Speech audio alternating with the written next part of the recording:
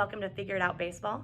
My name is Toni Langhans. I'm a registered dietitian, a certified specialist in sports dietetics, and I am the director of sports nutrition and a sports dietitian at Oregon State University. Today we're going to be talking about hydration. Hydration is really critical to start implementing into your everyday because it is one of the easiest things you can do to improve your performance and your recovery. So first, I'm going to talk about what dehydration does to your body and then give you some tips on bettering your hydration. One of the things being dehydrated does is it adds a lot more stress to your body. And as an athlete, you are already doing that, so you definitely don't want to add any additional stress. This is going to decrease your recovery. Another thing that being dehydrated does is it will increase your heart rate. This is difficult on the body for many reasons, but one of the things that this can create is errors when your heart is increased higher than it needs to be, but then also it's going to make you more sore and be a little bit more hard on the body in the long term. So we want to make sure that we are reducing that heart rate, and it actually will a lot of times allow you to push harder and still be at that same heart rate as what you would have been if you were dehydrated. Another thing it does is it increases your body temperature. And so think about when you are out at a hot game or a hot practice and how much harder that is on your body and harder for you to perform at the same level. It's often very similar, just internally, for when you're dehydrated. If you are increasing your body temperature, it's going to make it harder for yourself to perform at the same level. Another big one is being dehydrated will actually increase your perceived rate of exertion or how hard you think something is. So exercise feels harder when you're dehydrated, and so nobody, of course, wants that. Another big one is it actually will prevent oxygen from getting to your muscles at the same rate. So I like to think about water blood versus honey blood.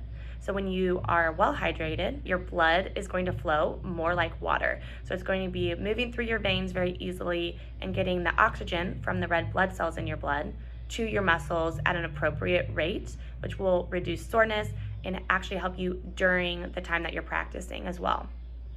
Now, if you're dehydrated or honey blood, it will be moving very slowly through your veins and getting less oxygen through those red blood cells to your muscles.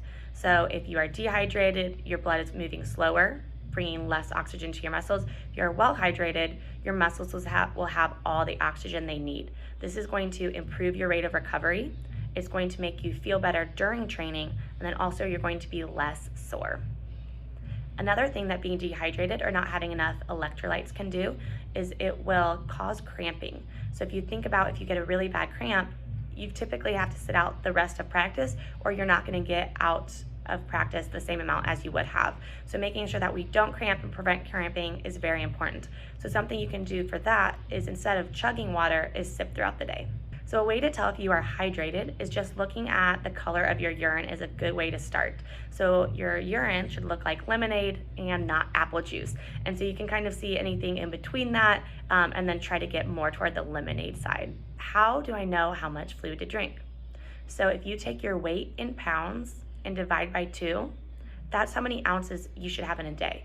So if you weigh 200 pounds, you divide 200 by 2, you should have 100 ounces of fluid a day.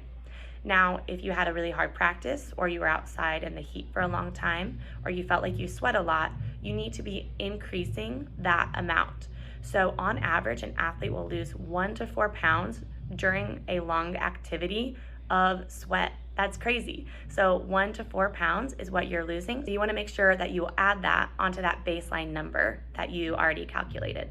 So a 32-ounce squeeze bottle is 2 pounds of weight. So on average, an athlete will lose about half of this to 2 of these during an activity. So making sure that you replace that will help for double headers, if you have tournaments or multiple games, or if you have 2 hard practices back to back. Hydration is one of the easiest things you can do. It helps you feel better throughout the day, makes you less sore, and will hydrate those muscles so you're less likely to have soft tissue injuries that can prevent you from playing for a long time.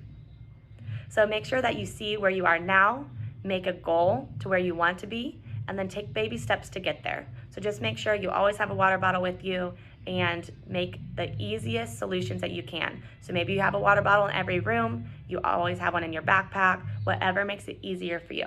Thank you for joining this episode of Figure It Out Baseball. My name is Toni Langhans, and I look forward to seeing you next time.